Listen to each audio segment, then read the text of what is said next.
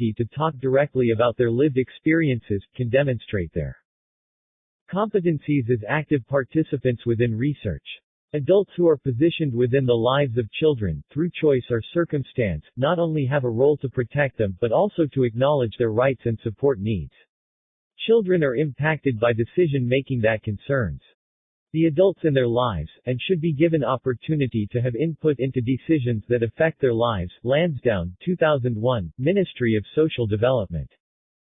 2002. Developing Adult Rehabilitation Policy, including guidelines for clinical practice that recognizes the position of children within the context of parental TBI would allow their needs to be considered alongside those of the whole family system.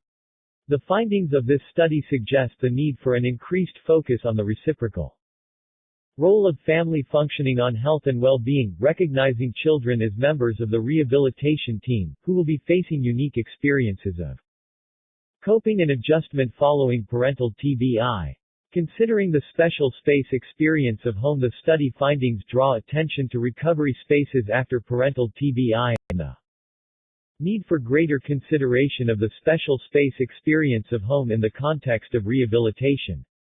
Conceptualizations of home in rehabilitation focus on it 104. Being a material, physical space, neglecting it as a place of personal significance and meaning. Mayhering et al., 2016, p. 35. In the context of rehabilitation, home is a place of assessment, measured as a functional space in terms of the potential need for physical adaptations to support independent living after injury. Mayhering et al., 2016. The home is also a place of rehabilitation, a site of community-based health care practice for the clinician that holds different meanings to work within the hospital. Heath et al., 2012. Yet, for the injured parent and their family, the home is a private, trusted space that forms part of their identities and encompasses personal relationships, a special space experience that affects how they feel and who they are able to be. Children's accounts demonstrated the need to remain mindful that although the home may temporarily become the place of rehabilitation work, it remains the space of home. It is a private space, normally reserved for people with whom inhabitants invite into the home on an interpersonal level. Therefore, there is a need to respect the specialness of the space, acknowledging all who live there and aspects of significance that are important to the family fauna. In acknowledging the disruption that parental TBI can cause to the experienced space of home, there is scope for rehabilitation work to consider how functional adaptations to the home may add to these experiences of discomfort within the home, changing how it feels to be at home. Clinicians may have a role to play in supporting families in their process of renegotiating the home space. The space of home as a shared space needs to be considered within rehabilitation. Interventions that are directed toward life at home.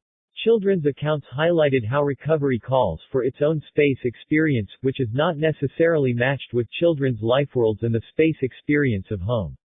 For the clinician working with the family, it may be helpful to consider the tensions regarding the needs of different family, whānau members within the space in order to highlight potential barriers to recovery plans and work out solutions that are meaningful to the family as a whole. For example, acknowledging the tensions that exist between the injured parent's need for the space of home to provide opportunity for rest, as a quiet and peaceful space, and the child's need for the space of home to provide opportunity to feel free to explore their world through play, as an active space. Work with families may be centered around establishing 105 new rhythms for family life, exploring times best suited to rest and times best suited to free play, offering further support with the process of renegotiation of the home space.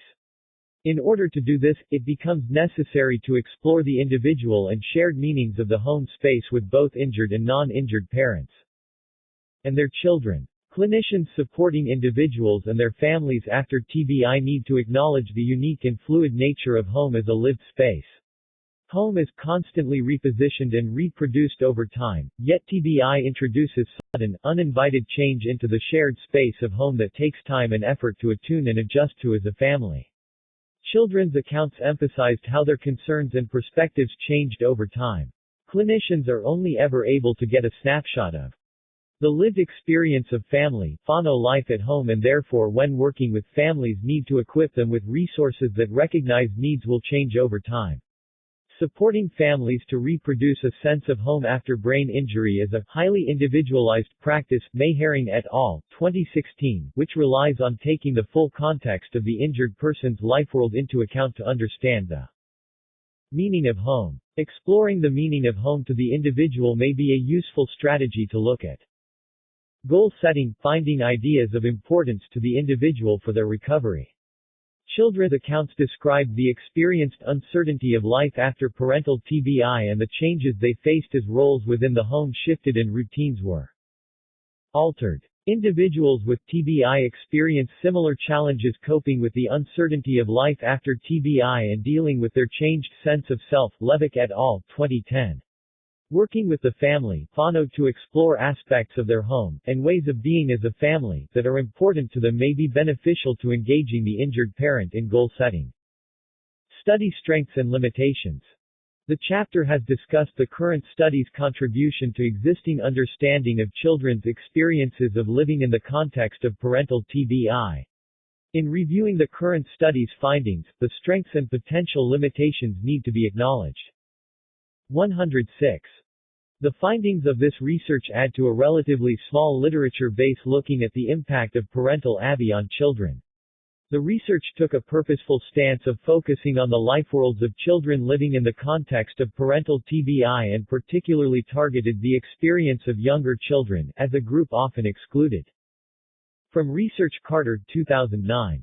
By researching a relatively underexplored subgroup of the population, the study adds to what is essentially a limited evidence base of qualitative studies that have aimed to explore the topic by directly asking children about their experiences.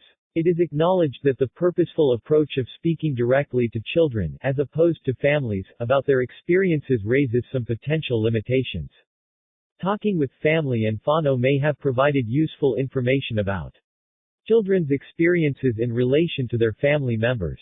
The study acknowledges that children are part of the collective group of family, whānau, and therefore there may have been some advantage to considering the family as a functioning system. Also, speaking with family, whānau as a group may have given children the permission to discuss topics that they may well have kept protected from me as the researcher, or outsider to private family life. Morrow, 2005. Yet, when studies group family as one, there is also the risk that important differences in response of the different group members are missed. Alderson and Morrow, 2011. It can also be suggested that positioning children within research as part of families, rather than independent participants, serves to maintain their positioned vulnerability and lack of power and control within society. Lansdowne, 1994. The current study provided an opportunity for children to realize their right to be heard on issues affecting their lives. UN General Assembly, 1989. By giving children a voice, the study acknowledged their status as part of a unique social group, whose perspectives or values may not necessarily be harmonious with the values of the home or its adults. Hood et al., 1996. The study appears to be the first research exploring children's experiences of living within the context of parental TBI in NZ. Yet, some sampling limitations, especially relevant to the NZ context, need to be recognized. The study refers to a relatively small number of children, n equals 7, with most children identifying as NZ European, living in urban settings within two-parent households, where it was the father who experienced a TBI. While the findings did reflect some level of diversity, 107.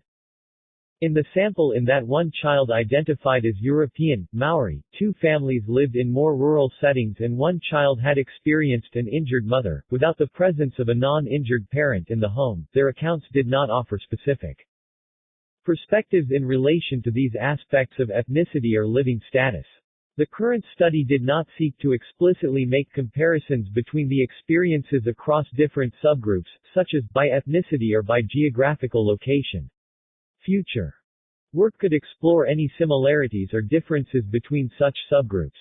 Where greater diversity was achieved in terms of timeframe post-injury, children's accounts offered useful insights into their experiences of parental TBI over different time periods. Recruiting a more diverse sample of participants to the study could have added richness to the findings, especially if speaking to children whose home lives were more complex prior to injury due to issues associated with living with social disadvantage or poverty, for example. Recruitment to the study, as anticipated, was challenging due to the nature of this group of people being unseen in rehabilitation. There are no specific services set up to support the needs of children living in the context of parental TBI within NZ. Adult rehabilitation services were encouraging of the work, but rarely had specific data recorded as to which of their clients were parents or if there were children living within the home. Issues of power and control were acknowledged in the study design, and effort was made to engage with participants and respect their choices throughout the research. However, inherent issues of power and control remain with any research between adults and children, and thus serve as potential limitations of the study. The data gathered within the study interviews were shaped by the encounter between adult researcher and child participant, informed by engagement between the researcher and families of the participant. Ellis, 2006. The initial meeting that took place with the family as a whole prior to the research interview was useful in beginning the process of establishing trust and rapport with children as well as their parents. It proved useful as a way for children to see they had permission from their parents to talk about private, family issues. Children appeared concerned they may upset their parents in talking about some of the challenging aspects of their parents' injury, and it needs to be acknowledged that the initial meeting may not have been sufficient in enabling children to feel 108 completely free in speaking with me as the researcher. Allowing time to complete more than one interview with children may have supported the process of establishing trust and rapport. Children were recognized to be a distinct social group, active in the construction of their social worlds. Irwin and Johnson, 2005. As the adult researcher, my position as outsider to this social world presents a potential limitation to the study. The creation of shared meanings within the research interview relies on shared understandings of language. Children demonstrated that their use of language was not always congruent with my use of vocabulary. Examples included how Rose selected the word unparticular to capture the experience of her dad failing to recognize who she was in relation to her siblings, and how Matterson described her dad as really woundy, elaborating how he felt really funny and crooked. Effort was made to avoid assumption of understanding, seeking clarification and explanation of the meaning of the phrases children selected. The limitation of this approach is that it had the potential to undermine children's sense of understanding their own experience, meaning they were perhaps not able to narrate as freely as they would like.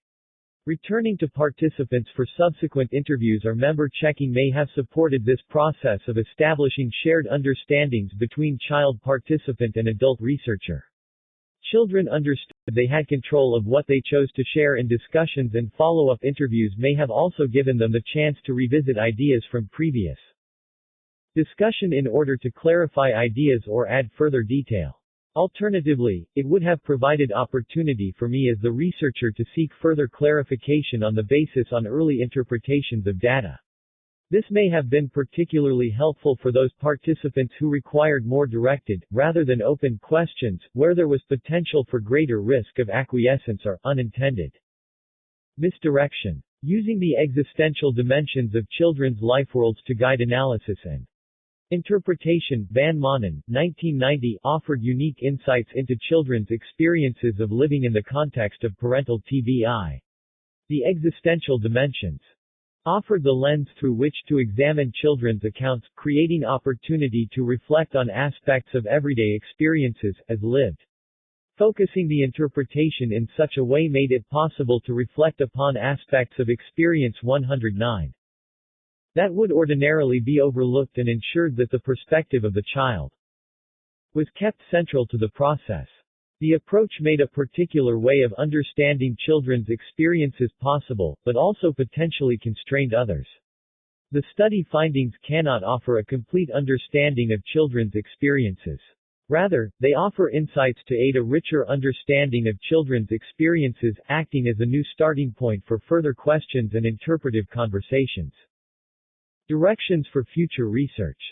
The current study's findings support and extend existing knowledge relating to children's experiences after parental TBI, drawing attention to the reciprocal impact of injury on lives within the home, as well as raising some important implications for rehabilitation practice, research and policy. The study also highlights several areas that warrant further investigation.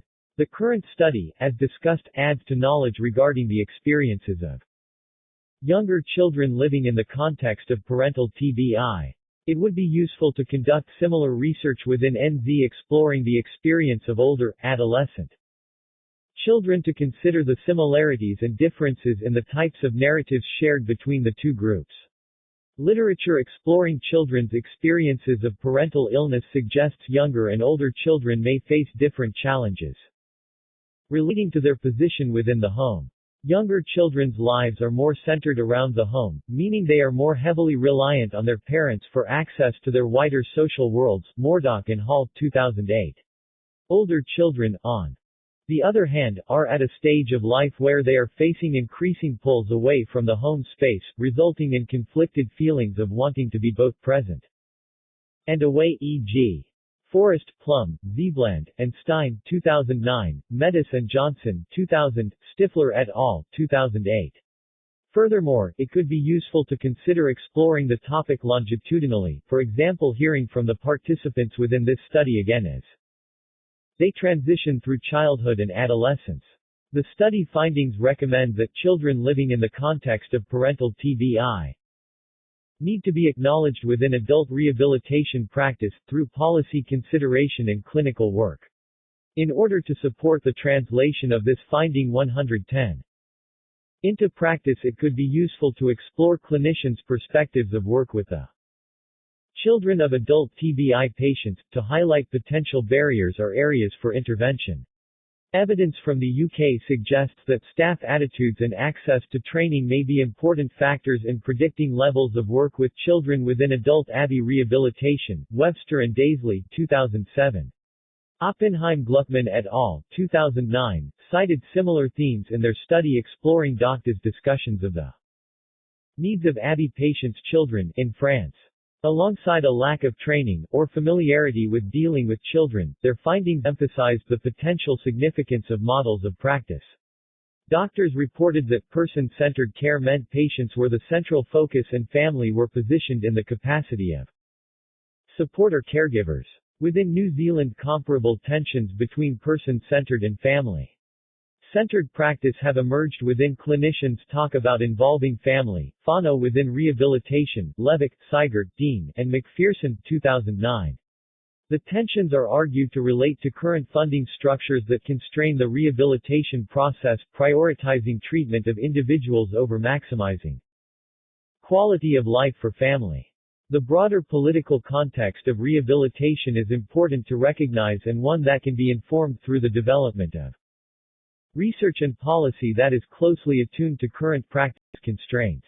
Therefore, research that seeks to engage clinicians on the topic of childhood experience of parental TBI would seem important in aiding the translation of the current study's findings into practice, creating the possibility to develop targeted interventions for work with family and whānau within rehabilitation. The significance of lived space in children's narratives highlights several questions that could be addressed within future research. Firstly, their accounts raise questions regarding the experience of feeling at home within recovery spaces away from home. This has implication for children themselves, but also the injured person and other members of the family. Hospitals and rehabilitation centers were experienced as scary spaces. The sense of unease or not at homeness relates to more than the physical properties of the place, but also the experienced atmosphere or mood. The finding offers direction for future research exploring the design of clinical environments to consider how 111 they can account for a sense of home within the space and how this can be maintained as it is lived in the everyday. Designing spaces that can offer a sense of at-homeness to children need to consider how they may feel welcomed within the space, as well as how they may be able to offer them a sense of freedom and control, a sense of belonging and a sense of security. Heath, Greenfield, and Redwood, 2015, Johnson and Bebo, 2014, Moore et al., 2013, Seaman, 2015. Secondly, it raises questions as to how people may be supported to reproduce a sense of home within the home after TBI. It emphasizes the need for explicit consideration of the conceptualizations of home within rehabilitation practice as more than a place of residence, using research to explore the meanings of home in the context of TBI for injured people and their families, as well as clinicians working with them. It highlights that there may be scope to develop interventions to support families in negotiating the shared space of home after injury, working to restore harmony by finding new rhythms and ways of being together. Finally, it suggests the need to consider children's perspectives of the meaning of home more broadly. The study has offered insight into the experience of home after parental TBI, offering suggestions of how the special space experience of home is impacted by parental injury. Studies exploring the meaning of home as a lived space experience focus predominantly on the perspectives of adults, e.g. Moore et al. 2013, Norlick et al. 2013, Seaman 2015, and it would be useful to have more research available offering insight into the meaning of home for children. Conclusions. The study draws attention to the impact parental TBI has on children in the home, and also their efforts to influence and moderate the impact of injury on their parents. Children's accounts of living in the context of parental TBI related to an altered sense of being at home, experiencing changes to family cohesion and rhythms, and taking an active role in tuning in and adjusting to the new ways of being as a family. Their experiences highlighted how the special space experience of home, shared as family, can be impacted by parental injury. Children are actively engaged in interdependent, reciprocal relationships within the family 112 system, and the current study emphasizes the need to acknowledge the position of children living in the context of parental TBI. Taking a whole family approach to rehabilitation, which includes taking notice of children, has the potential to offer support to the family as a whole, potentially also enhancing recovery for the individual with TBI. The study heard directly from children about their experiences of living in the context of parental TBI, giving voice to a group of people often overlooked within adult rehabilitation. The study underscores children's competencies as narrators of their experiences and emphasizes the enriched understandings that can be gained from attending to the existential dimensions of their life worlds. 113. References. ACC and New Zealand Guidelines Group. 2006. Traumatic Brain Injury, Diagnosis, Acute Management and Rehabilitation. Wellington, ACC. Retrieved from Ahlstrom, B., Scarsater, I., and Danielson, E. 2009. Living with Major Depression, Experiences from Families' Perspectives. Scandinavian Journal of Caring. Sciences, 23, 309-316. doi 10.1111, j.1411-6712.2008.00624, X. Ahlstrom, B., Scarsater, I., and Danielson, E. 2011. Children's View of a Major Depression Affecting a Parent in the Family. Issues in Mental Health Nursing. 32, 9, 560-567.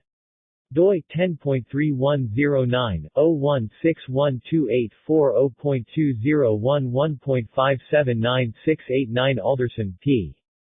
2005. Designing Ethical Research with Children. In A. Farrell, ed., Ethical Research with Children. Maidenhead, Berkshire, Open University Press. Alderson, P., and Morrow, V.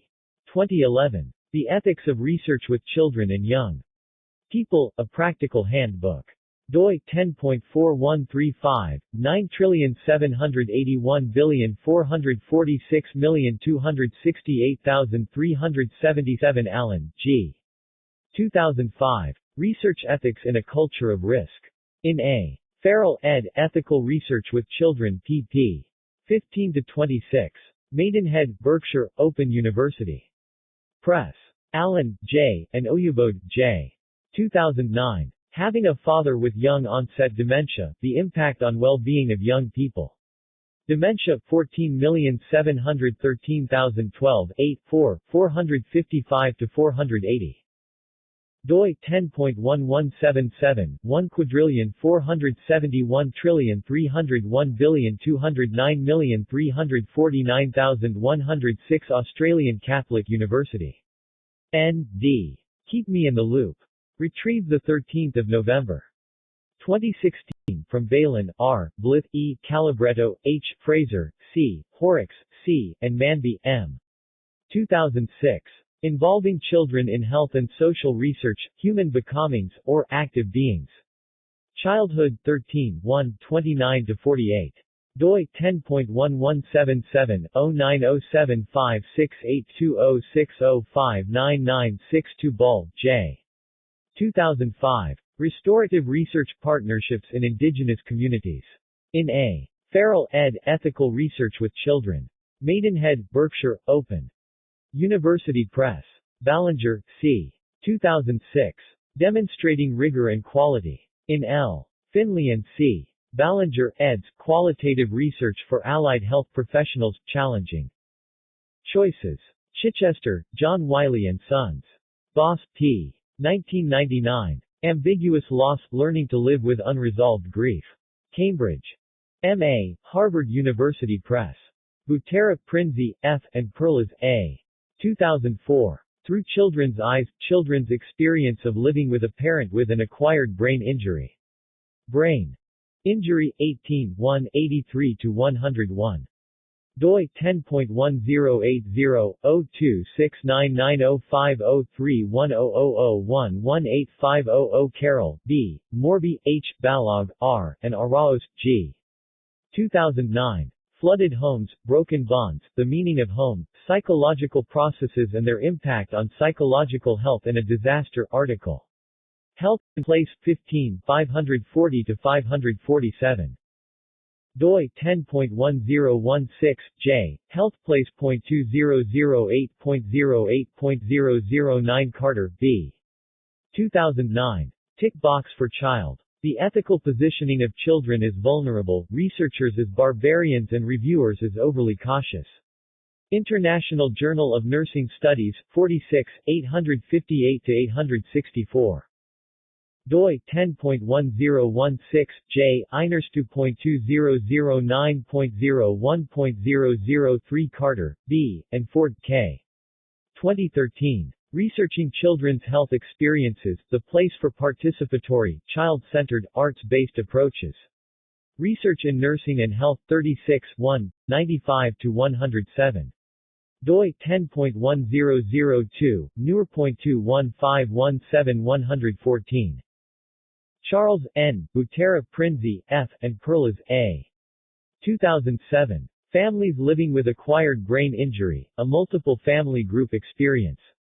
Neurorehabilitation, 22 1. 61-76. Retrieved from Child, Youth and Family. N.D. Fact Sheet, When Children Talk About Abuse. Retrieved 13 November 2016, from caregivers/FDS-talk-about-abuse-feb12-and.pdf Christensen, T. 2004. Children's Participation in Ethnographic Research, Issues of Power and Representation. Children and Society, 18 165-176. doi 10.1002, Chi.823 Christensen, T., and James, A. eds. 2008. Research with Children, Perspectives and Practices, 2nd ed. Abingdon, Oxon, Routledge. Clemens, D. A. 2009. The Significance of Motherhood for Adolescents Whose Mothers Have Breast Cancer. Oncology Nursing Forum, 36 5, 571-577. doi 10.1188/09. ONF.571-577 Crotty, M. 1998. The Foundations of Social Research, Meaning and Perspective in the Research Process. Sydney, Australia, Allen and Unwin. Cuskelly, M. 2005. Ethical Inclusion of Children with Disabilities in Research. In A. Farrell ed. Ethical Research with Children. Maidenhead, Berkshire, Open. University Press. Dara A., Sample, T., and Krieger, S. 2001. Tears in my eyes 'cause somebody finally understood client perceptions of practitioners following brain injury. American Journal of Occupational Therapy, 55, 191-199. doi 10.5014, AJA, 55.2.191 Davy, M. Tubbs, C. Y. Kissel, K. and Nino, A. 2011. We Are Survivors 2, African American Youth's Experiences of Coping with Parental Breast Cancer. Psycho-Oncology, 20, 77-87. doi 10.1002, Pond.1712 David T. Tonkin, J. Powell, S., and Anderson, C. 2005. Ethical Aspects of Power in Research with Children. In Ethical Research with Children. Maidenhead. Berkshire, Open University Press. Doherty, S., and Sandalowski, M. 1999. Focus on Qualitative Methods, Interviewing Children. Research in Nursing and Health, 22 177, doi 10.1002, SICI 1098. 240x199904, 22, 2% 3C177, 8 NUR 9% 3E3.0. CO2H Dury, M. 1998. Wayora, Maori Health Development, 2nd ed. South Melbourne. Australia, Oxford University Press. Edwards, A., Daisley, A., and Newby, G. 2014. The Experience of Being a Parent with an Acquired Brain Injury, ABI, as an Inpatient at a Neuro-Rehabilitation Center, 0 to 2 years post-injury. doi 10.310902699052.2014.9476333. Ellis, J.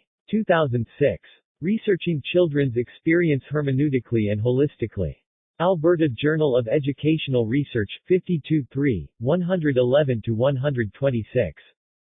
Retrieved from Herb T., Rapport L., Coleman, R., and Hanks, R. 2002. Predictors of Caregiver and Family Functioning Following Traumatic Brain Injury, Social Support Moderates Caregiver Distress. The Journal of Head Trauma Rehabilitation. 17 155-174. Retrieved from Farrell, A. 2005A. Ethics and Research with Children. In A. Farrell, ed., Ethical Research with Children, pp. 1-14. Maidenhead, Berkshire, Open University Press. Farrell, A. ed. 2005B. Ethical Research with Children. Maidenhead, Berkshire, Open University Press. 115. Feigen, V. Theedum, A. Barker Kahlo, S. Starkey, N. McPherson, K. Kahan, M. Amaritunga, S. 2013. Incidence of Traumatic Brain Injury in New Zealand, a Population-Based Study. The Lancet Neurology, 12 53-64. doi 10.1016, S14744422212, 70262, 4 Finch, A., and Gibson, F. 2009. How Do Young People Find Out About Their Parents' Cancer Diagnosis, a Phenomenological Study. European Journal of Oncology. Nursing, 13 3, 213-222. doi 10.1016/J.John.2009.03.010 Forrest, G., Plum, C., Zebland, S., and Stein, A. 2009. Breast Cancer in Young Families, a qualitative interview study of fathers and their role in communication with their children following the diagnosis of maternal breast cancer. Psycho-Oncology, 18 96-103. doi 10.1002, Pond.1387 Garley, D., Gallup, R., Johnston, N., and Pipitone, J. 1997. Children of the Mentally Ill, a Qualitative Focus Group Approach. Journal of Psychiatric and Mental Health. Nursing, 4 97-103. doi 10.1046, J.1350.1997.00036, X. Gladstone, B. M., Boydell, K. M., and McKeever, P. 2006. Recasting research into children's experiences of parental mental illness, beyond risk and resilience. Social Science and Medicine, 62, 2540-2550. doi 10.1016, Soxime.2005.10.038 Godwin, E., Chappelle, B., and Kreutzer, J. 2014. Relationships After TBI, a Grounded Research Study. Brain Injury, 28, 398-413. doi 10.3109-02699052.2014.880514 Harlow, A., and Murray, L. 2001. Addressing the Needs of Adolescent Children When a Parent Becomes Aphasic, One Family's Experiences. Topics in Stroke. Rehabilitation, 7 46-51. Retrieved from Harris, D., and Stewart, A. 2006. Adolescent's Experience of a Parental Traumatic Brain Injury. Health Saw Jessenheid, 11-4. doi 10.4102, HSAG, B11I 4.229. Heath, G. Cameron, E. Cummins, C. Greenfield, S. Pattison, H. Kelly, D., and Redwood, S. 2012. Pediatric Care Closer to Home, Stakeholder Views and Barriers to Implementation. Health and Place, 18 5-10-68 1073. doi 10.1016, healthplace.2012.005.003 Heath, G., Greenfield, S., and Redwood, S. 2015. The Meaning of Place, in Families. Lived Experiences of Pediatric Outpatient Care in Different Settings, a Descriptive Phenomenological Study article. Health and Place, 31 46-53. doi 10.1016, healthplace.2014.10.014 Helseth, S., and Ulfseat, N. 2003. Having a Parent with Cancer, Coping and Quality of Life of Children During Serious Illness in the Family. Retrieved from Cancer Nursing, 26 355-362. doi 10.1097-0002820-200310000003 Hood, S., Kelly, T., and Mayall, B. 1996. Children as Research Subjects, A Risky Enterprise. Children and Society, 10 117-128. doi 10.1111, J.1099. 0860.1996, TB00462, Horstman, M., Aldous, S., Richardson, A., and Gibson, F. 2008. Methodological Issues When Using the Draw and Write Technique with Children Aged 6 to 12 Years. Qualitative Health Research, 18 7, 1001 1011. doi 10.1177, 149,332,308,318,230 Irwin, L., and Johnson, J. 2005. Interviewing Young Children, Explicating Our Practices and Dilemmas. Qualitative Health Research, 15 6, 821-831. doi 10.1177, 1,449,732,304,273,862. 116. Johnson, R. A., and Bebo, J. 2014. Relocation Decisions and Constructing the Meaning of Home, a Phenomenological Study of the Transition into a Nursing Home article. Journal of Aging Studies, 30, 56-63. doi 10.1016, Jajing.2014.003.005 Kiefer Christensen, R., and Johansson, K. 2013. Hidden Loss, a Qualitative Explorative Study of Children Living with a Parent with Acquired Brain Injury.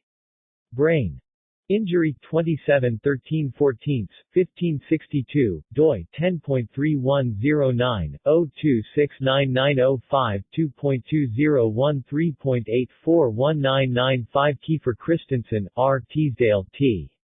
W., and Billenberg, N. 2011. Post-Traumatic Stress Symptoms and Psychological Functioning in Children of Parents with Acquired Brain Injury. Brain injury 25, 7-8, 752-760. doi 10.310902699052.2011.579933 Kitzmüller, G., Asplund, K., and Hagstrom, T. 2012. The Long-Term Experience of Family Life After Stroke. The Journal of Neuroscience Nursing, Journal of the American Association of Neuroscience Nurses, 44, 1 E1E13. doi 10.1097, JNN, 0B013E31823A4A1 Kreutzer, J., Mills A., and Marwitz, J. 2016. Ambiguous Loss and Emotional Recovery After Traumatic Brain Injury. Journal of Family Theory and Review. 83, 386-397. doi 10.1111, JFTR.12150 Christensen, L. J., Chalmers, K. I., and Woodgate, R. 2004. Information and Support Needs of Adolescent Children of Women with Breast Cancer. Oncology. Nursing Forum, 31, 1, 111-119. doi 10.1188-04. ONF.111-119 Chironlampi Kilmanen, T., and Mata, K. 2012. What is it like to be at home? The Experiences of 5 to 7-year-old Finnish Children article. Early Child Development and Care, 182, 1, 71-86. doi 10.1080/0300440.2010.540013 Lansdowne, G. 1994. Children's Rights. In B. Mayall, ed., Children's Childhoods. Observed and Experienced. London, Pitman Publishing. Lansdowne, G. 2001. Promoting Children's Participation in Democratic Decision-Making. Florence, Italy, UNICEF Innocenti Research Center. Retrieved from Lefebvre H., Cloutier, G., and Levert, M. J. 2008. Perspectives of Survivors of Traumatic Brain Injury and Their Caregivers on Long-Term Social Integration. Brain Injury, 22, 7/8, 535-543. doi 10.1080/02699050802158243 Levick, W., Kays, N. M., and Fatal, J. K. 2010. Experience of Recovery and Outcome Following Traumatic Brain Injury, a Metasynthesis of Qualitative Research. Disability and Rehabilitation, 32, 12, 986-999. doi 10.3109-09638231003775394 Levick, W., Seigert, R. J., Dean, S. G., and McPherson, K. M. 2009. Goal Planning for Adults with Acquired Brain Injury, How Clinicians Talk About Involving Family. Brain Injury, 23, 3, 192-202. doi 10.1080/02699050802695582 McNaughton, G., and Smith, K. 2005. The Choices and Challenges of Researching with Children. In A. Farrell, ed., Ethical Research with Children. Maidenhead, Berkshire, Open University Press. Mana. N.D. In Te Aka Maori English, English Maori Dictionary and Index retrieved. From Marsh, N. B., Kersel, D. A., Havil, J. H., and Slate, J. W. 2002. Caregiver Burden During the Year Following Severe Traumatic Brain Injury. Journal of Clinical and Experimental Neuropsychology, 24, 4, 434-447. doi 10.1076, JCEN 24.4.434.1030. 117. Mouthner, M. 1997. Methodological Aspects of Collecting Data from Children, Lessons from 3 Research Projects. Children and Society, 11, 1, 16-28. doi 10.1111, J1099-0860.1997, TB00003, X Metis, R. J., and Johnson, B. 2000. The experience of being an adolescent child of a parent who has a mood disorder. Journal of Psychiatric and Mental Health Nursing, 75, 383-390. doi 10.1046, j.1365-2850.2000.00319 X Medicines for Children Research Network. N.D. Guidance Document for Researchers Designing Patient Information Leaflets. Retrieved 13 November. 2016 from On Sheets for Children's Research. PDF Mayharing, L., Naninga, C. S. and Lettinga, A. T. 2016. Home Making After Stroke. A Qualitative Study Among Dutch Stroke Survivors. Article. Health and Place. 3735-42. doi 10.1016, j. Healthplace.2015.11.006 Minister of Health, and Minister of Pacific Island Affairs. 2010. Alamoui, Pathways to Pacific Health and Well-Being 2010-2014. Wellington, New Zealand. Retrieved from Ministry of Social Development. 2002. New Zealand's Agenda for Children, Making Life Better for Children. Retrieved from Moore, A. Carter, B. Hunt, A. and Shape, K. 2013. I Am Closer to This Place, Space, Place and Notions of Home in Lived Experiences of Hospice Day Care. Article. Health and Place, 19, 151-158.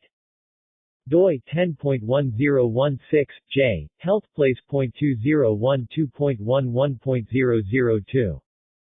Moordock, E. 2010. How Children Understand Parental Mental Illness, You Don't Get Life Insurance. What's Life Insurance? Article. Journal of the Canadian Academy of Child and Adolescent Psychiatry, 19, 19-25. Retrieved from Moordock, E. and Halt, W. A. 2008. Children's Perceptions of Living with a Parent with a Mental Illness, Finding the Rhythm and Maintaining the Frame. Qualitative Health Research, 18, 8, 1127-1144. doi 10.1177, 1,449,732,308,320,775 Moreno Lopez, A., Holtham S., and Audi, M. 2011. A Grounded Theory Investigation of Life Experience and the Role of Social Support for Adolescent Offspring After Parental Brain Injury. Brain Injury, 25, 12, 1221 1233. doi 10.3109, 0269905 2.2011.608205 Morrises, E., Wright S., Smith S., Roser, J., and Kendall, M. 2013. Parenting Challenges and Needs for Fathers Following Acquired Brain Injury, Abbey, in Queensland, Australia, a Preliminary Model. Australian Journal of Rehabilitation Counselling, 19, 2, 119-134. doi 10.1017, jrc.2013.15 Morrow, v. 2005. Ethical Issues in Collaborative Research with Children. In A. Farrell, ed., Ethical Research with Children. Maidenhead, Berkshire, Open. University Press. Mools, S., and Chandler, B. 1999. A Study of the Health and Social Needs of Carers of Traumatically Brain-Injured Individuals Served by One Community Rehabilitation Team. Brain Injury 13, 12, 983-993.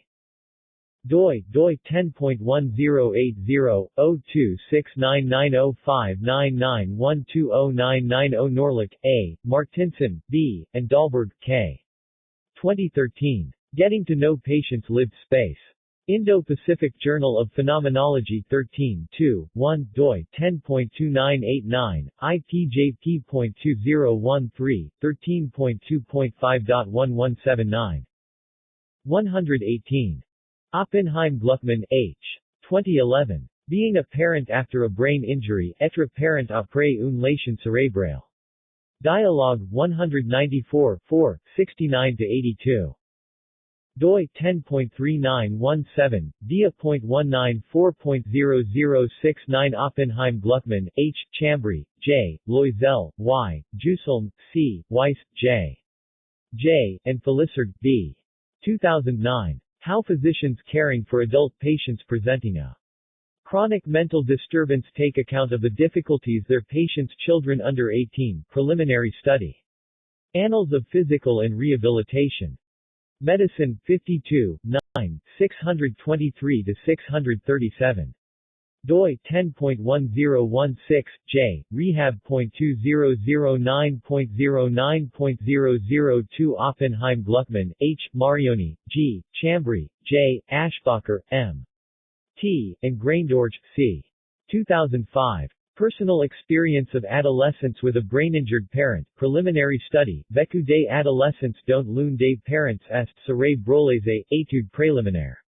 Annales de réadaptation et de médecine physique, 48, 9, 650-661. doi 10.1016, J, anarm.2005.04.012 Patton, M. Q. 2002. Qualitative Research and Evaluation Methods, 3rd ed. California, Sage Publications. Pesser, L., Code, M., Lin, R., and Willer, B. 1993. The Effects of Parental Traumatic Brain Injury on the Behavior of Parents and Children. Brain Injury, 7-3. 231-240. doi 10.31090269905930902967 Powell, T., Eckenwood, A., and Collin, C. 2007. Post-Traumatic Growth After Head Injury, a Long-Term Follow-Up. Brain Injury, 21, 131-38. doi 10.1080-02699050601106245 Reisman, C. 1993. Narrative Analysis. Qualitative Research Methods Series 30. Newbury Park, CA, Sage Publications. Roberts, H. 2008. Listening to Children and Hearing Them. In T. Christensen and A. James, eds. Research with Children, Perspectives and Practices. Abingdon. Oxon, Routledge. Rolland, J. 1999. Parental Illness and Disability, A Family Systems Framework. Journal of Family Therapy, 21 3, 242-266. doi 10.1111-1467-6427.00118 Chart, C. Adams, M. B. Owens, T. Kites, S., and Fontello, P. 2007. Utilization of the PICO framework to improve searching PubMed for clinical questions. BMC Medical Informatics and Decision Making, 7, 16.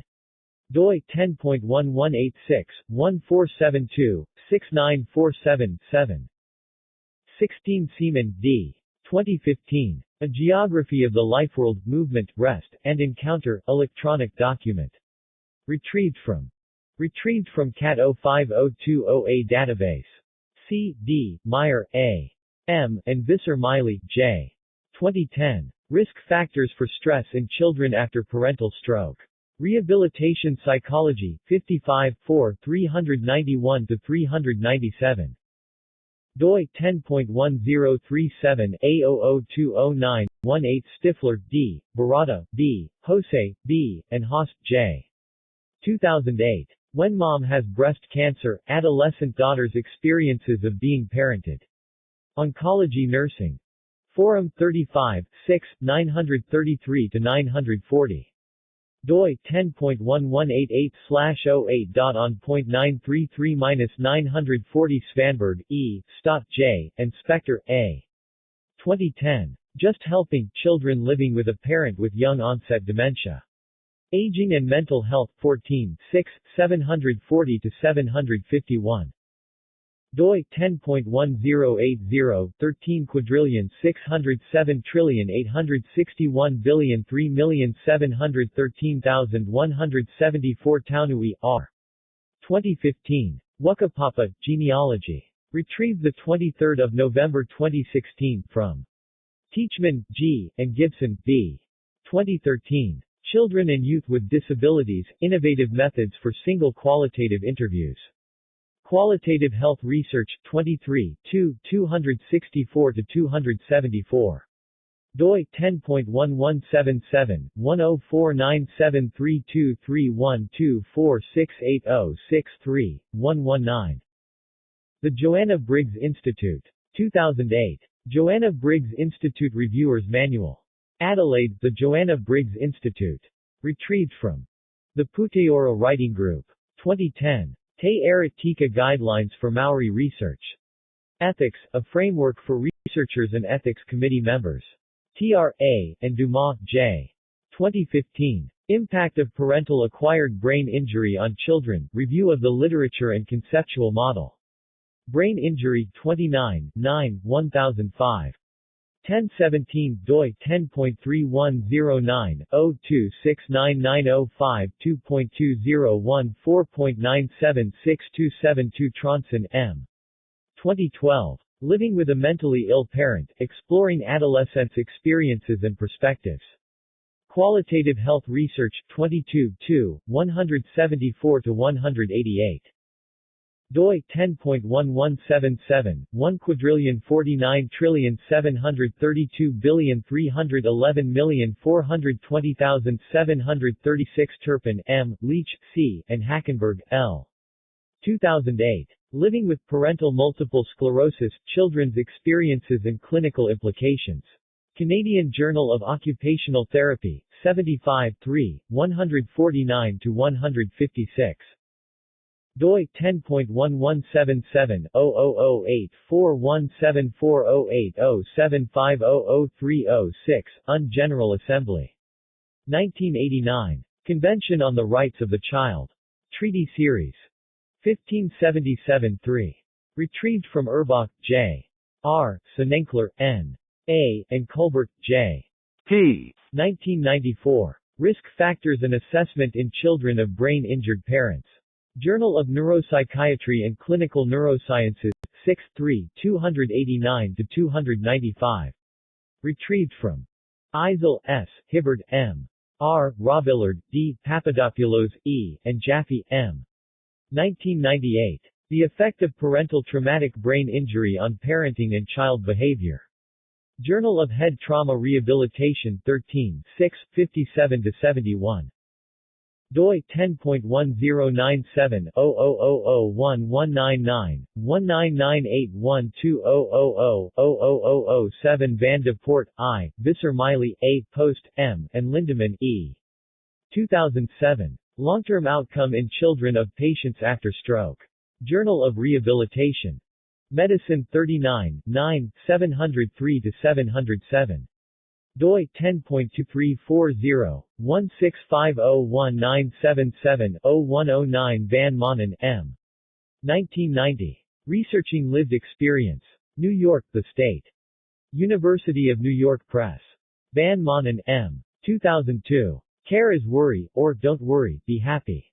Qualitative Health Research, 12, 262, doi 10.1177/104,973,202,129,119,784 Visser Miley, A., Post, M., Meyer, A. M., Moss, C., Kettler, M., and Lindemann, E. 2005. Children's Adjustment to a Parent's Stroke, Determinants of Health. Status and Psychological Problems, and the Role of Support from the Rehabilitation Team. Journal of Rehabilitation Medicine, 37, 4, 236-241. doi 10.1080, 16,501,970,510,510,025,990 Visser Miley, A., Post, M., Meyer, A. M., Van de Poort, I., Moss, C., and Lindemann, E. 2005. When a Parent Has a Stroke, Clinical Course and Prediction of Mood, Behavior Problems, and Health Status of Their Young Children. Stroke, a Journal of Cerebral Circulation, 36, 11, 2436-2440. doi 10.116101. str.000018568.1337900, 0 von Steinbuchel, N., Wilson, L., Gibbons, H., Hawthorne, G., Hofer, S., Schmidt, S. Truel, J. 2010. Quality of life after brain injury QOLIBRI, Scale Validity and Correlates of Quality of Life.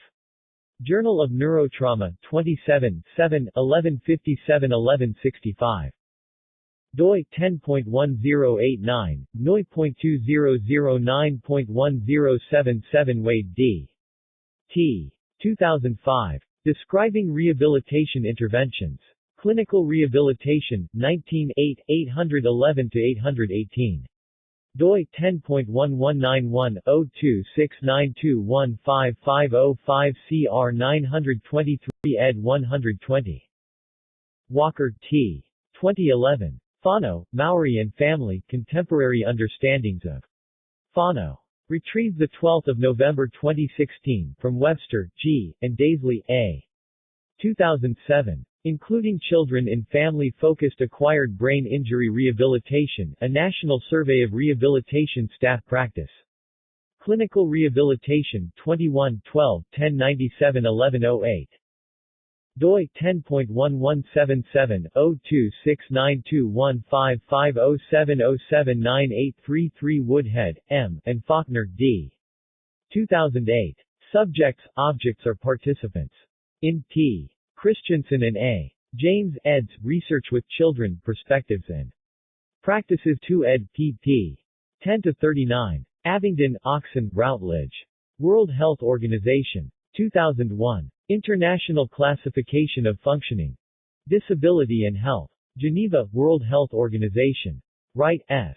2011. Meaning, Mediation and Mythology. In D. Faulkner and E. Coates, eds. Exploring Children's Creative Narratives.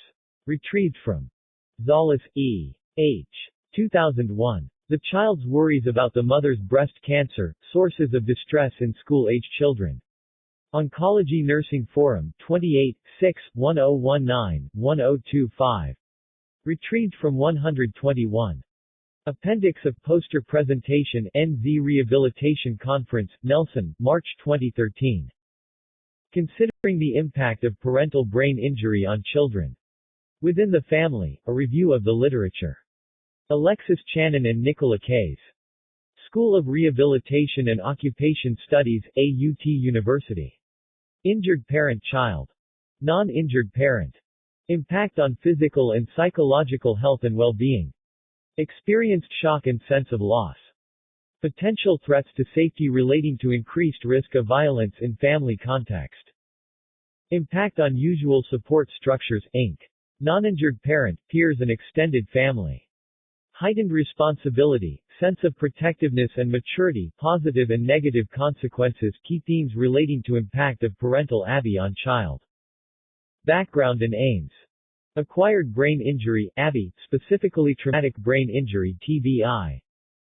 Characteristically affects younger adult males at peak child rearing years 1. Many individuals with ABI may be in parenting roles. Children living within families affected by parental ABI are likely to experience changes to both the injured and non-injured parents' capacities. The aim of this narrative review was to explore what is currently known about the impact of parental ABI on children and consider implications for adult ABI rehabilitation practice. Methods. EBSCO health databases and Scopus were searched using a combination of search terms. Articles were required to have a primary focus on children within the family context following parental ABI, be available in English language, and published from 1990 onwards. Population children.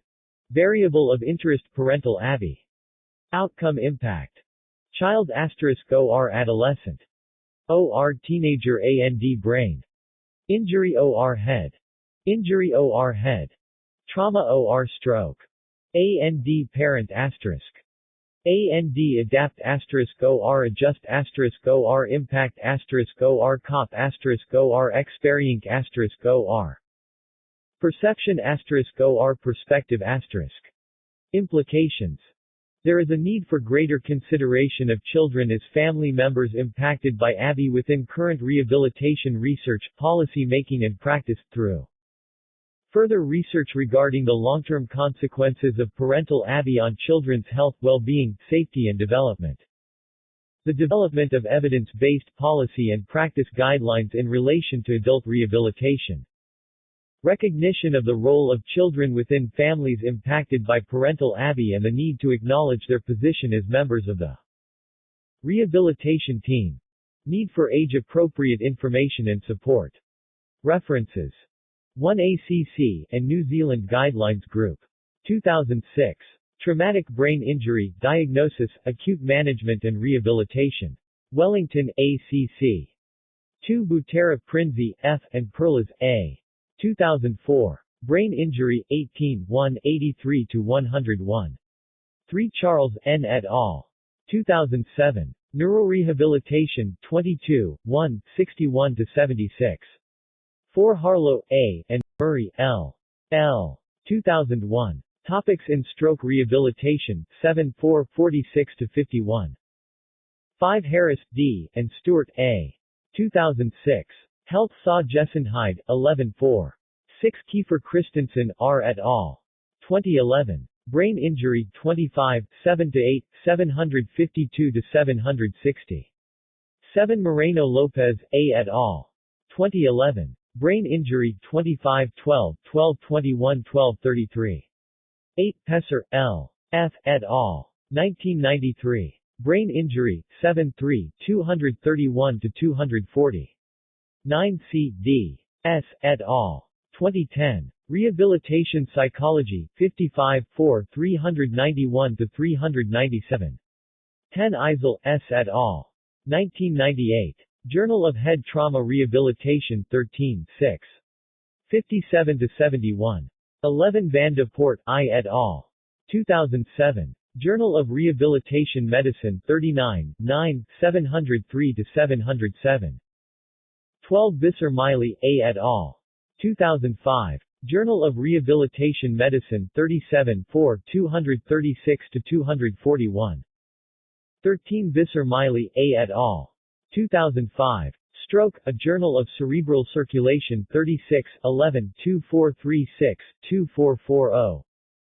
The review revealed a relatively small, n equals 12, and heterogeneous literature base in terms of methodological approach, scope and purpose, making synthesis challenging. Included papers broadly captured 3 clusters of work aiming to I. Explore experience, using phenomenology and descriptive case study designs, 2-5e. Measure specific outcomes related to psychological and physical health, using correlational and longitudinal study designs, 6, 8-13e. Generate theory of coping, using grounded theory study designs, 7. Conceptually, the review highlighted a lack of consistency in terms of theoretical basis underpinning research in the field to date. Limitations in sampling, size, use of comparison groups, restrictions of inclusion criteria, were consistently reported across studies. A key finding consistent across included studies was that parental ABI impacts upon children within the family context. The importance of interconnectedness and interdependence within a family was emphasized. Not only do children appear to be impacted by the experience of the injured and non-injured parent, but so do the parents appear to be impacted by the child's experience. Findings, appraisal and themes. Appendix B, Study Leaflet. Alexis Channon. Phone 09-921-9179 or email, achannon@ot.ac.nz. Let us know what you think. Approved by the Auckland University of Technology Ethics Committee on 17 June 2014, AUTEC reference number 14109. Nicola Case. 09-921-9999 extension 7309 Nikase@ot.ac.nz Tiniki Water. 09-921-9999 extension 7335 Twatter@ot.ac.nz. Are you a child, or the parent, guardian of a child, whose mom or dad has had a brain injury (TBI) in the last 5 years? Who is between 7-11 years old? Who lives in Auckland or Waikato region? If you are interested in finding out more about the study, please contact us. We would love to hear from you. When mom or dad has a brain injury. Hearing from children. Do I have to do this? No, it's okay if you do not want to be part of this study. You can tell your parents or us if you don't want to do it. If you say yes, it's okay to change your mind later. What is this study about? In this study, we are interested in learning what it is like for children when their parent has a traumatic brain injury (TBI). We recognize the impact of TBI often extends beyond the injured person and can affect the whole family. We believe children often seek to gain meaning and understanding in their own terms, according to their age and stage, and who they are as people. We would like to invite children to share their stories of their experiences, from their point of view, in order to help us understand what it is like for them when their mom or dad has a TBI. We are doing a research study to find out what it is like for children when their mom or dad has a traumatic brain injury (TBI). We are looking for children, aged 7-11 years old, who are happy to talk to us about their ideas, understandings and experiences. Do I have to do this? No, it's okay if you do not want to be part of this study. You can tell your parents or us if you don't want to do it. If you say yes, it's okay to change your mind later. What happens in the study? If your family, choose to take part, one of the researchers, Alexis, will meet with you and your children to talk about the study. She will arrange a time to complete the interview. During the interview, Alexis will talk with your children and do some art or writing activities. She will ask some questions about what it is like when a parent has a TBI.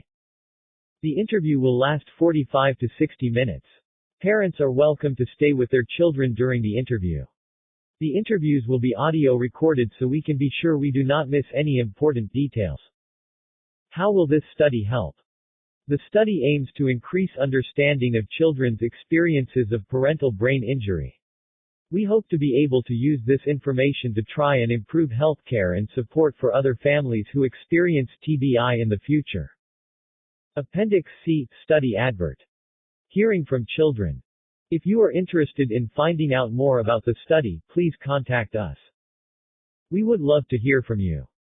Alexis Channon. Phone 09-921-9179. Email achannon@ot.ac.nz. When mom or dad has a brain injury. We are doing a research study to find out what it is like for children when their mom or dad has a traumatic brain injury (TBI). We are looking for children, aged 7-11 years old, who are happy to talk to us about their ideas, understandings and experiences. Are you a child, or the parent, guardian of a child, whose mom or dad has had a brain injury (TBI) in the last 5 years? Who is between 7-11 years old? Who lives in Auckland or Waikato region? Nicola Case 09-921-9999 extension 7309. Nakays@ot.ac.nz. Tinaki Water. 09-921-9999 extension 7335 Twatter@ot.ac.nz. Approved by the Auckland University of Technology Ethics Committee on 17 June 2014, AUTEC reference number 14109. Appendix D, Recruitment Proposal. Hearing from children, when mom or dad has a brain injury proposal to recruit via TBI Experiences Study. Researchers, Alexis Channon, Master's Student, Dr. Nicola Case, Primary Supervisor. Tinaki Water, Secondary Supervisor. Study Design. The study aims to explore children's experiences of parental traumatic brain injury (TBI). We are seeking a small, purposeful sample of children to take part in research interviews to talk about their experiences.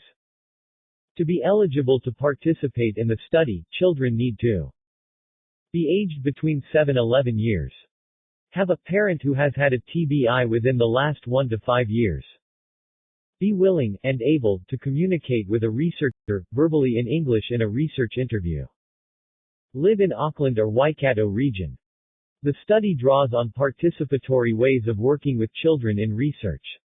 Interviews are tailored to the individual needs of the child, drawing on a toolbox of techniques responsive to the child's age, stage and interests. The study has ethical approval from AUTEC Ref. 14109.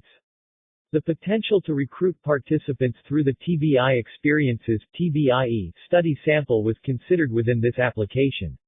The application stated that recruitment via this source would not progress until all details had been agreed by study PIs, McPherson and Theedum, and approval provided by AUTEC.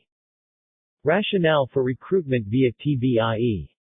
A breadth of recruitment approaches has been considered within the study. The potential to explore recruitment through TBIE has been motivated by two factors. Firstly, as a researcher on TBIE, I appreciate that the wider context and impact of TBI has been central to a number of participants' accounts within the study. Many participants have spoken about the impact of their injury on their family, which they describe as being under-supported within the recovery journey. For this reason, participants have expressed interest in their children being able to take part in TBIE to share their experiences. In the majority of cases this could be accommodated as children were over 16 years, however for both methodological and ethical reasons this could not be extended to include younger children. One of the families in TBIE specifically asked whether the team would be interested in hearing from their younger children about the impact of the experience from their perspective and said they would be happy for us to follow up with them in the future if such a study did come up. Secondly, during consultation with the Kawa-Wakaruruhau Committee, the importance of building upon existing connections within the community was emphasized.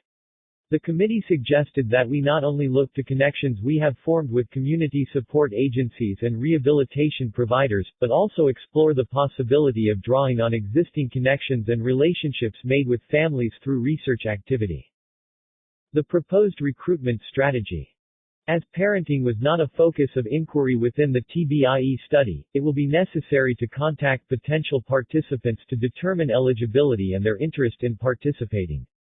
While there are potential benefits involved in recruiting participants through the TBIE study, there are also potential risks that need to be considered. A number of ethical and methodological issues have been considered in drawing up the following proposed process for recruitment, see Appendix A. The proposed process.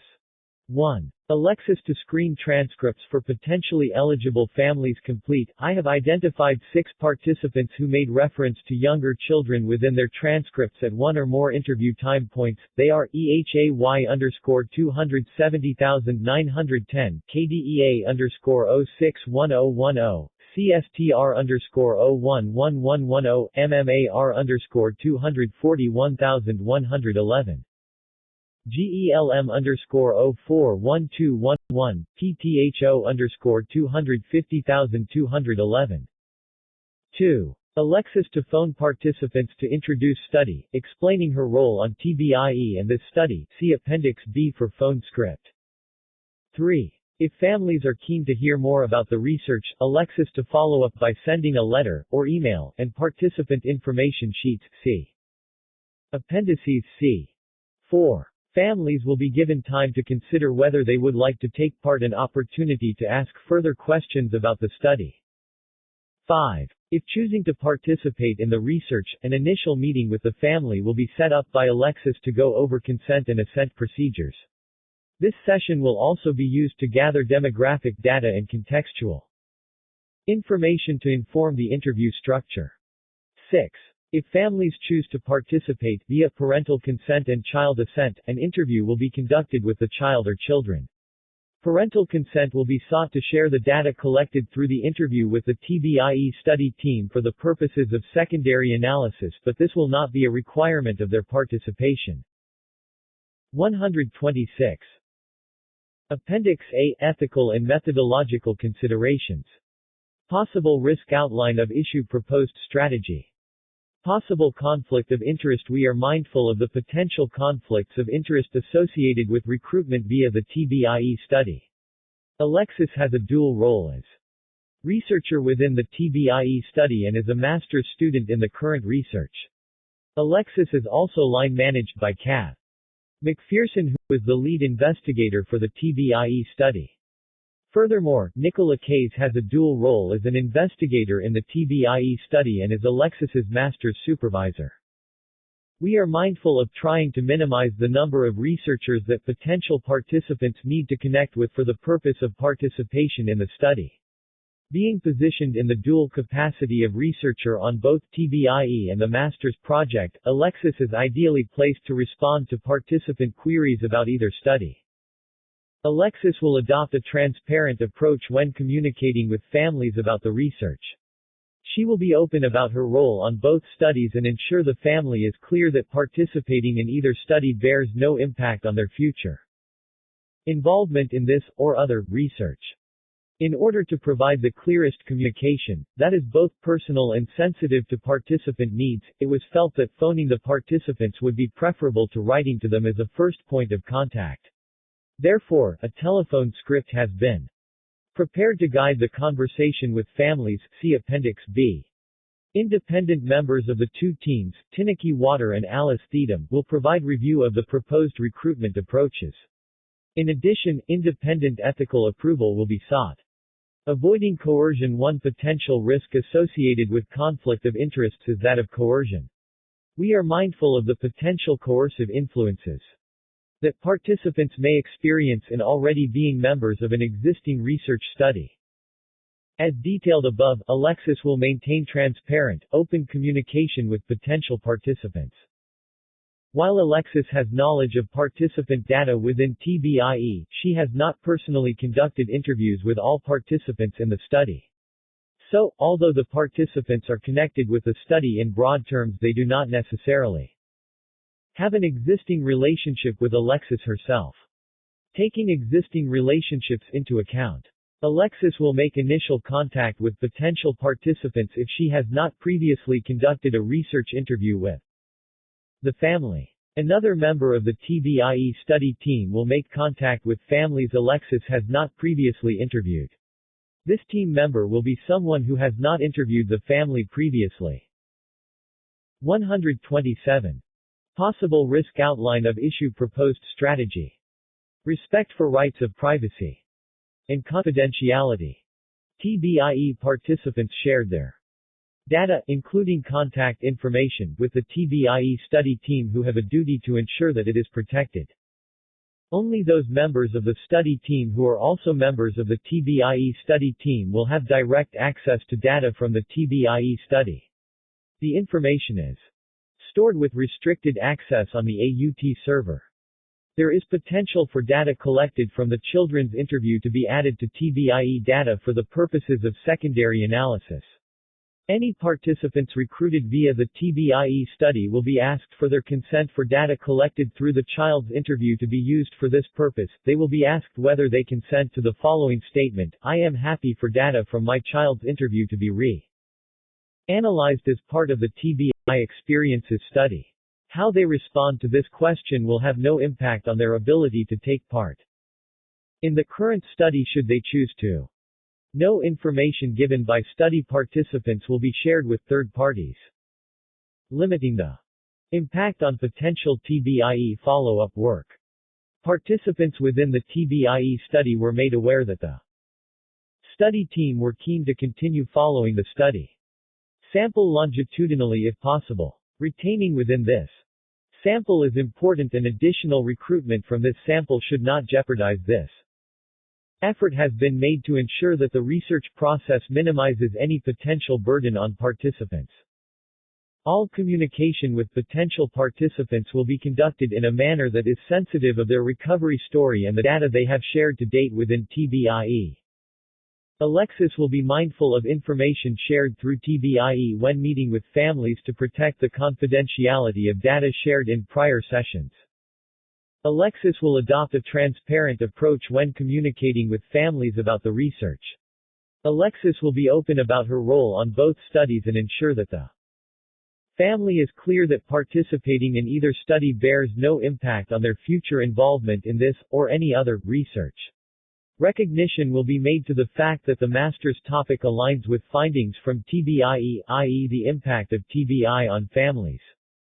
128. Appendix B, Phone Script. Phone script to be used as a guide for conversation as opposed to a verbatim script. Hi, my name is Alexis and I am a researcher on the TBI Experiences study. I am based in Auckland and have been involved in analyzing the data from the study. We are finishing this phase of the research, but really keen to follow up with people over the longer term. We are hoping to have some funding to support this, and hopefully we may be able to contact you in the near future about this work. I am phoning you today about a related research project, which is separate to the TBI experiences study, which I am completing for my master's qualification. In this study, we are hoping to hear from children about their experiences after a parent has a brain injury. We are keen to talk with them about how the experience has been from their perspective, and what things have been helpful for them along the way. I am aware from your accounts of recovery in the TBI experiences study that personalized notes, e.g. number of children, and wanted to find out whether you would be interested in receiving more information about this research to share with your partner and your children. If I send you some information today, you can then take your time to consider whether your family would like to be involved. It's important to say that choosing whether to take part in this research is not connected with having taken part in the TBI experiences study in the past or continuing to be involved in the study in the future. It is a separate piece of work. 129. Appendix C, follow-up letter. Hearing from children. When mom or dad has a brain injury. Dear, insert name. Thank you for taking the time to talk with me today about our research project, which is aiming to explore children's experiences of parental brain injury. In this study, we are interested in learning what it is like for children when their parent has a traumatic brain injury (TBI). We recognize the impact of TBI often extends beyond the injured person and can affect the whole family. We believe children often seek to gain meaning and understanding in their own terms, according to their age and stage, and who they are as people.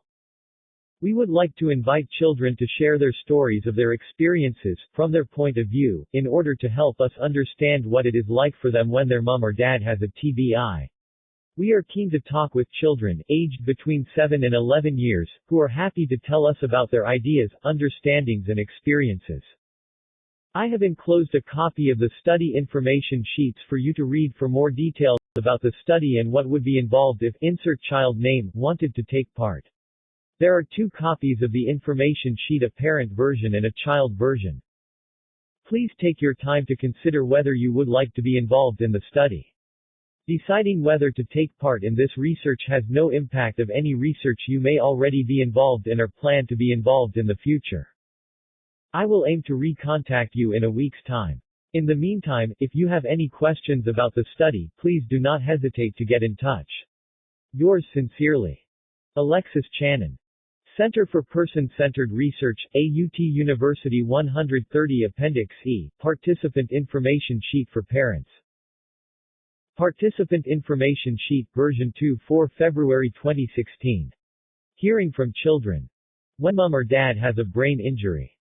Participant Information Sheet. Invitation. Tina Koa, Talofa Lava and hello. We are a team of researchers at AUT University conducting a research study into children's experiences of parental brain injury. Researcher, Project Supervisors. Alexis Channon 09-921-9179. A Channon at ot.ac.nz. Dr. Nicola Kays. 09-921-9999 extension 7309 Nikays at ot.ac.nz. Dr. Tinaki Water.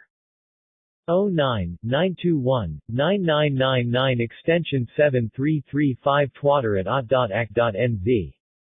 Alexis is completing this research as part of her postgraduate qualification towards a Master's of Health Science Rehabilitation. We are inviting your child to take part in this study. This information sheet explains the study aims and what is involved in taking part.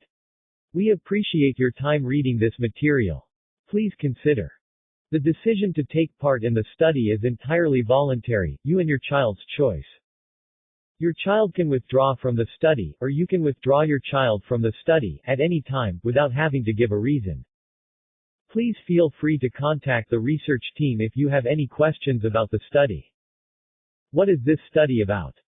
In this study, we are interested in learning what it is like for children when their parent has a traumatic brain injury (TBI). We recognize the impact of TBI often extends beyond the injured person and can affect the whole family. We believe children often seek to gain meaning and understanding in their own terms, according to their age and stage, and who they. 131. Participant Information Sheet, version 2 for February 2016. Are as people. We would like to invite children to share their stories of their experiences, from their points of view, in order to help us understand what it is like for them when their mom or dad has a TBI. How was I identified and why am I being invited to participate in this research? We want to talk to a range of children about what it is like when a parent has a TBI. We have asked rehabilitation services and TBI support agencies to contact people who have had a TBI within the last 5 years who are parents of school-aged children. We invite you to consider whether your children may be interested in taking part in this study. We are also contacting people who have taken part in other research we have done in the Center for Person-Centered Research, such as the TBI Experiences Study. To be able to participate, children need to be aged 7-11 years, able to communicate with a researcher, willing to take part in an interview with a researcher. Parents can be present. What will happen in this research? Alexis will arrange a time to come and talk to you about the research and meet your child. She will go over the study information and give you and your child time to ask any questions. If your child chooses to take part, Alexis will offer your child some activities they can do to prepare for the interview if they choose. This appointment will last about 30 minutes. Alexis will arrange a time and place for the interview that suits you and your child. This can be in your own home or at another place if this is better for you and your child. If you have more than one child who is interested and eligible to participate, aged 7-11 years, willing and able to take part in an interview, then we can arrange either to complete separate interviews or interview the children together as siblings. The interview will take about 60 to 90 minutes. The interview will be relaxed. You are welcome to stay with your child through the interview if you and/or your child prefers. We will use some arts-based techniques in the session. Questions will focus on exploring children's understandings and experiences of having a parent with TBI. We will ask your permission to audio record the interview and to take photographs of any artwork completed in the session. After the interview, Alexis will analyze this data, alongside the stories collected from other children. With your consent, the data collected in the study will be used for publication and presentations. The data will be anonymized and your child will be asked to choose a pseudonym fake name for use in reports. 132. Participant Information Sheet, version 2 for February 2016. If you have been contacted because you are known to us from the TBI Experiences Study, then we would like to use the data from your child's interview to better understand the broader experience of TBI within your family unit. We will seek your permission to reanalyze your child's data with this mind. You do not have to agree to this. What are the discomforts and risks? Children may become tired or uncomfortable talking with us. We recognize also that children may become upset when talking about some aspects of their experience. How will these discomforts and risks be alleviated? Alexis will be sensitive to the conversation, providing support and reassurance through the interview. Children will be encouraged to talk about issues that they feel are important and equally the option of choosing not to answer questions. Children can take breaks during the interview if they or you wish and can also choose to stop the interview. If your child becomes upset, or Alexis is concerned about their well-being in any way, she will end the interview. All participants in the study will also receive a support information leaflet with contact information for adult and child-focused support services. If we are concerned for your child and/or family, we will discuss potential support options and referrals with you. What are the benefits? It is possible your child may enjoy taking part in the research and talking about their experiences, but there is no guarantee they or you will benefit directly from being involved in this study. The study aims to increase current understanding of children's experiences of parental brain injury. We will send your child and you a summary of research findings if they or you wish. How will my privacy be protected? The interview recording and all other information that you and your child provide is confidential. However, if during the research process we learn that your child, or your family, is not safe, then we may have to notify an appropriate agency who can offer support. We will always aim to talk with you first. No material that could personally identify you or your child will be used in any reports from this study. Your child and family will be asked to choose a pseudonym, fake name for use in such presentations or publications. Upon completion of the study, your records will be stored for at least 10 years in a secure, locked cabinet at Auckland University of Technology.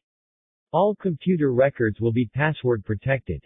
All future use of the information collected will be strictly controlled in accordance with the Privacy Act. 133.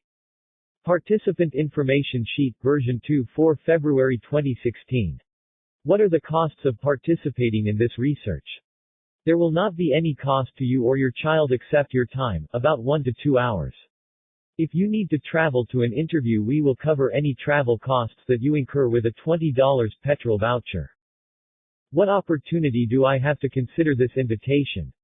This is an invitation to take part in the study, but it is completely voluntary, yours and your child's choice.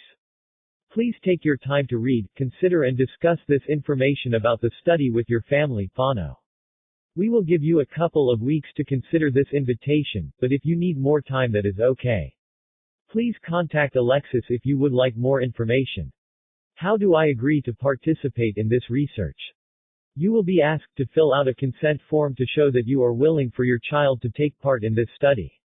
Your child will be asked to complete an assent form to indicate their agreement to take part prior to the interview. Will I receive feedback on the results of this research? If you or your child would like to receive a summary of findings, you can say so on the consent form and they will be sent to you and your child at the end of the study. What do I do if I have concerns about this research? Any concerns regarding the nature of this project should be notified in the first instance to Nicola Kays, nikays@act.nz, 09-921-9999 ext. 7309. Concerns regarding the conduct of the research should be notified to the Executive Secretary, AUTEC, Dr. Kate O'Connor, ethics@aut.act.nz, 09-921-9999 extension 8860. Whom do I contact for further information about this research? If you want more information about this research, please feel free to contact one of the researchers. Researcher Alexis Channon, 09-921-9179, email achannon@aut.act.nz. Project Supervisors Dr. Nicola Kays, 09-921-9999 extension 7712, nikays@aut.act.nz. Dr. Tinaki Water, 09-921-9999 extension 7335, twatter@aut.act.nz. Approved by the Auckland University of Technology Ethics Committee on 17 June 2014, AUTEC reference number 14109. 134 Appendix F Participant Information Sheet for Children. What is research? Research means finding out more about something. The brain is part of the body, inside the skull, that controls most things we do.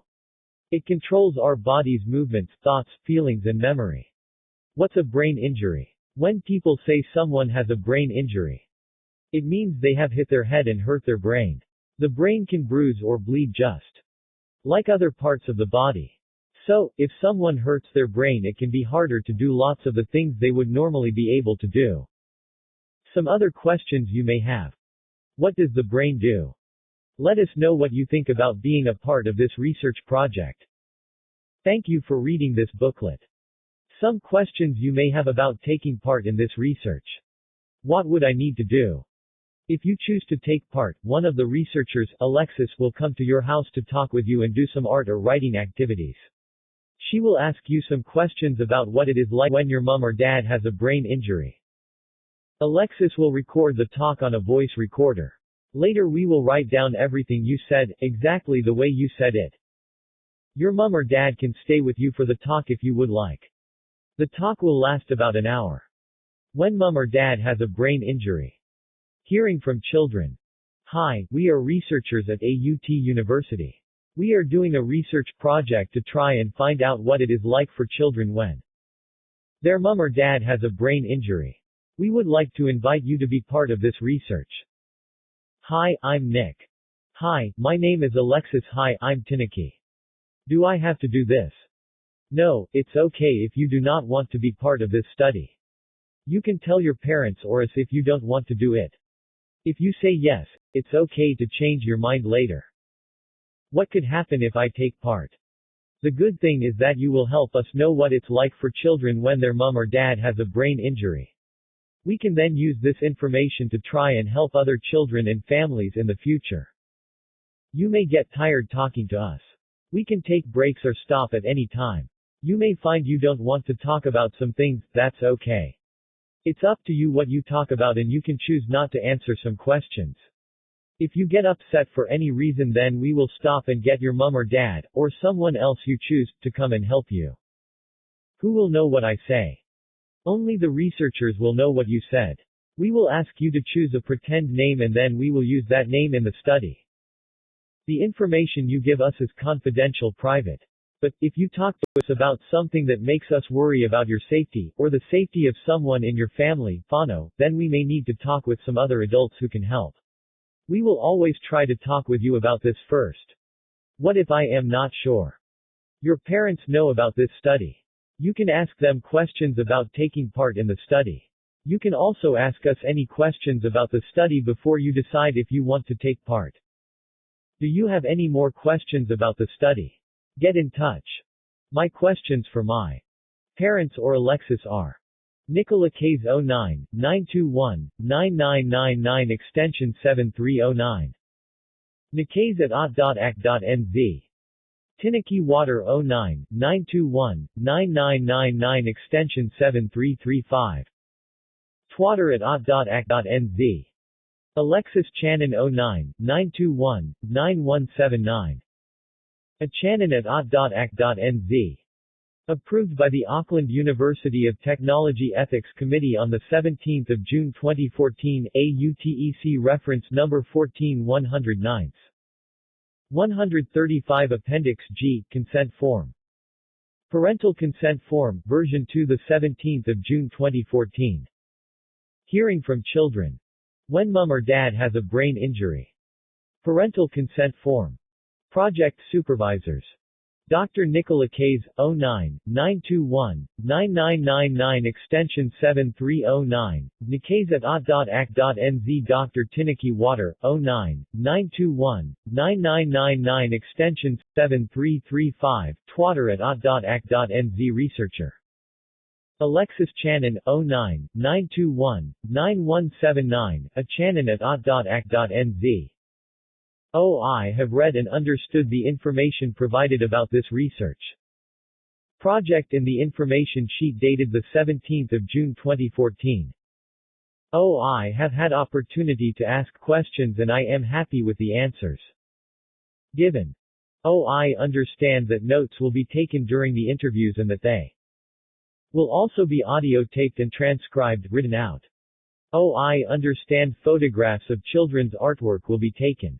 I agree too. These photographs being used in the findings report, publications and presentations. I understand that me and my children, may withdraw from this project at any time, without being disadvantaged in any way. If we withdraw, I understand that all relevant information including audio recordings and transcripts, or parts thereof, will be destroyed. I agree to my children taking part in this research. I would like to receive a summary of findings. Yes, no. I am happy to be contacted about future related studies. Yes, no. TBI experiences participants only. I am happy for data from my child's interview to be reanalyzed as part of the TBI experiences study. Yes, no. 136. Hearing from children. When mom or dad has a brain injury. Parental consent. Participant ID, blank. Parental consent form, version 2 17 June 2014. Children's name S.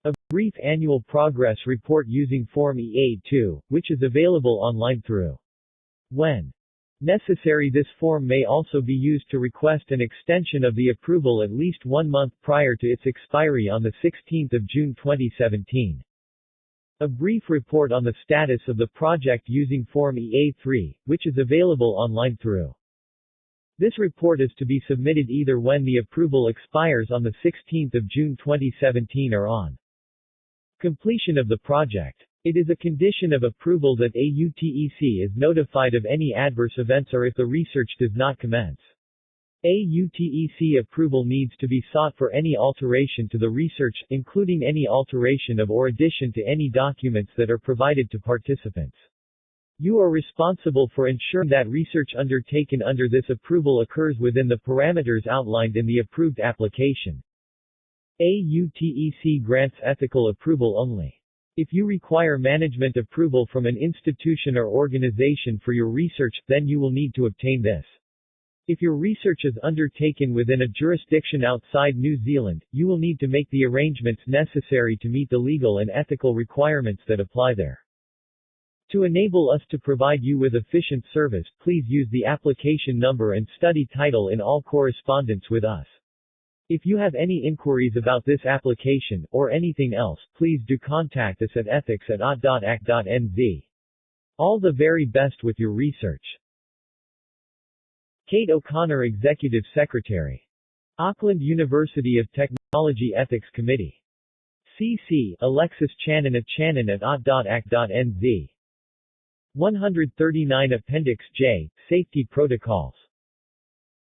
Appendix D, Safety Protocols. Safety Protocols. The following protocols have been developed to ensure the safety of researchers as well as children and families within the study. The protocols are based upon principles of empowerment, in which conversations with children and adults within the study are based upon the premise of full disclosure, informed consent and respect for confidentiality. Contents. Researcher safety principles for the researcher. 2. Child and family safety. 3. References.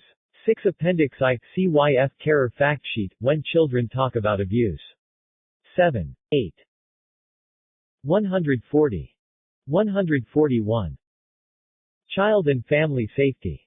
The research team is aware that researching children's experiences of parental brain injury is a potentially sensitive topic. After traumatic brain injury, people can experience difficulties in regulating their mood and impairments in cognitive functioning. Furthermore, partners of people with brain injury, who in this study would be defined as the non-injured parent, also report reduced mental well-being and elevated stress levels, 1 to 2. Therefore, it is anticipated that stress 142 within the home may be greater for families experiencing TBI. Of the limited evidence that is available to date on children's experiences of parental brain injury, there is an indication that children receive limited information and support following a parent's injury, and factors such as family violence may be introduced into the home. 3. Therefore, with this context in mind, a clear set of safety protocols are set out below to guide researcher action in the case of identified risks. Safeguarding Children Protocol. The Safeguarding Children Protocol has been developed following consultation with the Interdisciplinary Trauma Unit, as well as guidelines from Child, Youth and Family (CYF) and Child Matters. It outlines 3 core components relevant to conducting research with children and families: 1. Limits of confidentiality, 2. Dealing with disclosure of abuse, and 3. Team consultation. 1. Limits of confidentiality. Confidentiality of children and families is of utmost importance within this study. However, a breach of confidentiality may be deemed necessary if there is an indication that the child, or someone else, is unsafe or at risk, from themselves or others. This includes, but is not limited to, incidents of suspected child abuse or neglect. As the researcher, you are required to work in an open and honest manner with children and families. When explaining the study to children and parents, it is important to make the limits of confidentiality clear, explaining that the information they provide is private, but if you are concerned about their safety, or the safety of others, then you may have to tell another adult to help make them safe. Wherever possible, children and families themselves will be encouraged to share the information they have told with the appropriate agency. Children and parents will be given information about the limits of confidentiality within the participant information sheets. It is important to make sure children and families understand this information prior to assenting to commence the interview. Child information sheet. Only the researchers will know what you said. We will ask you to choose a pretend name and then we will use that name in the study. The information you give us is confidential private. But, if you talk to us about something that makes us worry about your safety, or the safety of someone in your family, then we may need to talk with some other adults who can help. We will always try to talk with you about this first. 143. Parent information sheet. The interview recording and all other information that you and your child provide is confidential. However, if during the research process we learn that your child, or your family, is not safe, then we may have to notify an appropriate agency who can offer support. We will always aim to talk with you first. 1. Dealing with disclosure of abuse. While it is important children understand that it is their choice what they talk about in the interview, it is important that they are not prevented from talking about concerns they may have. If children have concerns they wish to discuss within the interview, they should be given opportunity to do so. Therefore, it is important that as the researcher, you are prepared to listen to the stories the child chooses to share and to support them in that process. Guidelines for dealing with disclosures of abuse are provided within Appendix I of this protocol. The CYF fact sheet, Appendix I, recommends that it is best not to question children about their experience, but rather just listen and be reassuring. The best response might be, "Thank you for telling me about that, now I need to talk to someone so we can make sure you're safe." 2. Consultation with the team. Any discussions that take place at the time of interview with children and families should be shared with the study supervisors and a process of consultation should take place. As the researcher, you are responsible for consulting with the research team on any issues of concern raised during the research process before, during or after the interview, in relation to child and or family safety, whether dealt with at the time or not. Equally, as consulting parties, the study supervisors are responsible for asking appropriate questions to determine the level of identified risk and to agree a course of action to take. Supporting child wellness. There is the potential for children to become distressed, either during or after the interview process. Talking about sensitive issues may elicit emotional reactions from children. Emotional reactions are not abnormal and should not be treated as such. It is important children are reassured that there is no right or wrong way to feel or respond during the interview or in relation to the topic. In communicating the study information to children and families, it is important that it is emphasized that there are no right or wrong ways to feel or act when talking about the topic. The researcher should explain that children are free to choose not to respond to any question. Cue cards will be made available to children so that they can indicate, non-verbally, their wish to stop the interview. 144. The support information booklet, to give children and families a list of resources for further information and support in relation to mental well-being. References. 1. Marsh, N. B. Kersel, D. A. Haviel, J. H. and Slate, J. W. 2002. Caregiver Burden During the Year Following Severe Traumatic Brain Injury article. Journal of Clinical and Experimental Neuropsychology, 24 434-447. doi 10.1076, JCEN 24.4.434.1030. 2. Moules, S., and Chandler, B. 1999. A study of the health and social needs of carers of traumatically brain-injured individuals served by one community rehabilitation team. Brain Injury 13 12, 983-993. doi 10.1080-02699059912090. 3. Butera Prinzi, F. and A. Perlis, Through Children's Eyes, Children's Experience of Living with a Parent with an Acquired Brain Injury. Brain Injury, 2004, 18, 1 p. 83-101. 145.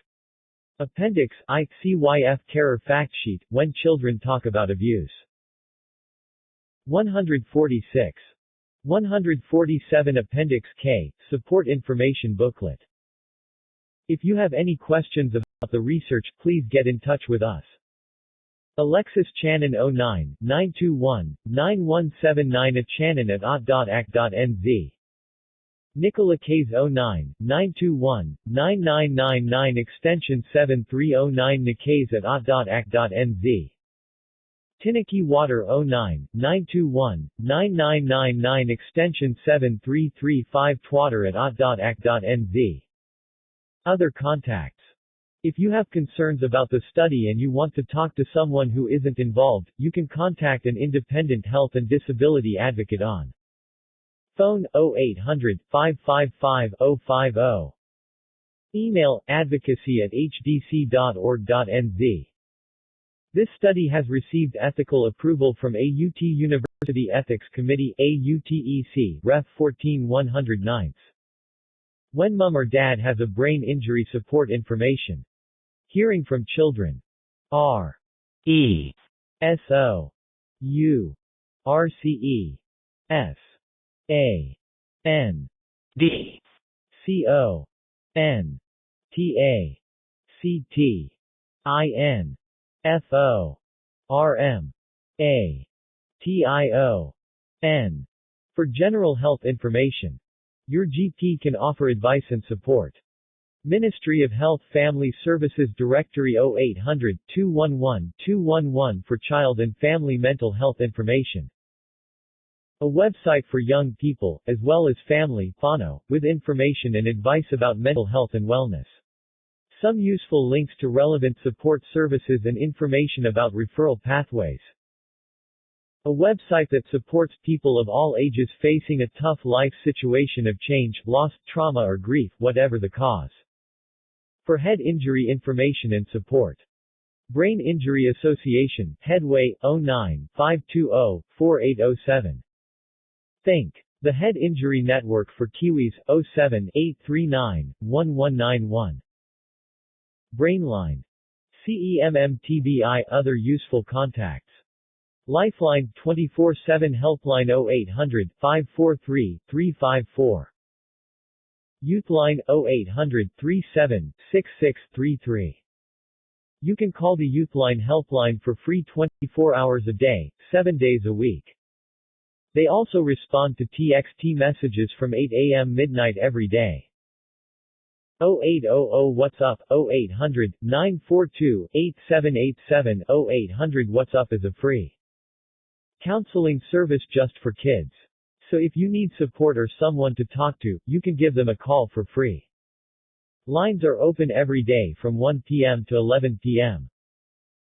0800 Kidsline, 0800-5437-54. Kidsline is a free counseling service for all kids up to 14 years old. You can call Kidsline for free, Monday to Friday, from 4 p.m. to 6 p.m. All the counselors at Kidsline are secondary school students. IF. Y.